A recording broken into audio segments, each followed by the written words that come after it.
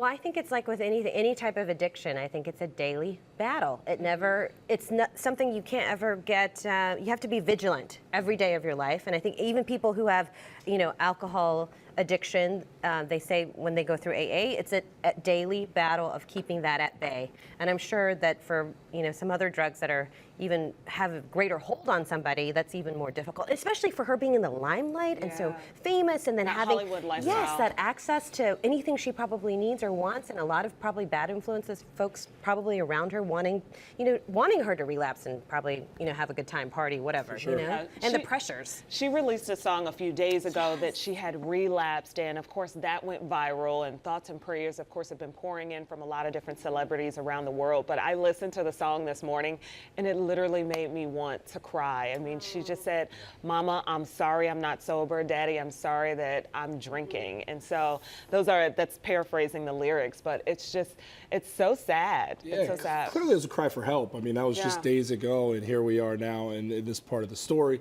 For me, one of the more sad parts to it, too, is when somebody's that open with their struggle, when they're talking about the highs of sobriety, but also being very open with the struggles of falling off the wagon, so to speak. And then this happens, it feels like you are a close friend along for the ride, because there's so many people that identify with her and that real life struggle. And we've talked about this time and time again with celebrities. One of the things that I think is really good is when they share their vulnerabilities. Yes. So people can see that, hey, they are just like us. They do struggle with eating that extra donut or maybe having that glass of wine when they're trying to stay sober. And it makes them feel more real to you.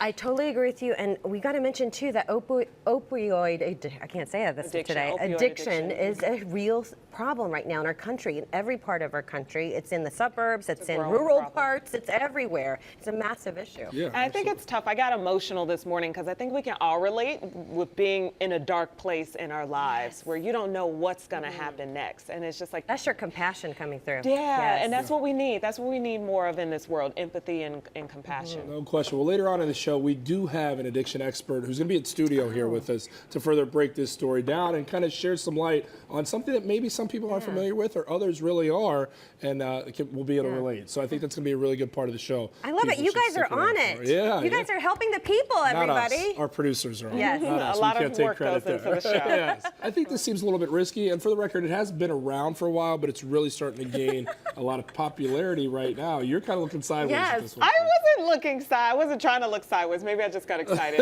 I think it's a good next to Jordan. But no, so I think it's a good idea too.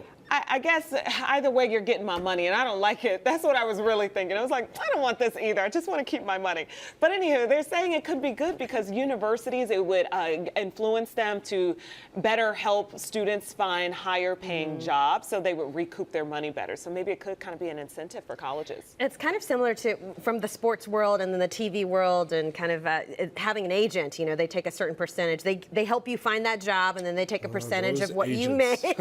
And but there's something nice about that, especially with the epidemic of student loans. I still have a lot of student loans. Yeah, it's a and problem. I should have paid that off by now, but I haven't. Do you think this would have helped if you would have had the income share agreement? Yes, because it would only get 2% of my income, and my income. Just kidding. It's going like this. No, I'm just kidding. I do wonder what the percentage is. The good thing is, though, they're saying if you're unemployed or if your income hits below a certain threshold, that you would not have to pay. True. That's what I'm talking about. Well, okay, because with student loans, you have to pay that comes every month. Well, they need to do student loan debt forgiveness after a certain point. If it's been 25, 30 years and you haven't paid it back, I'm talking about me, forgive it. I think we were aware who we were talking about.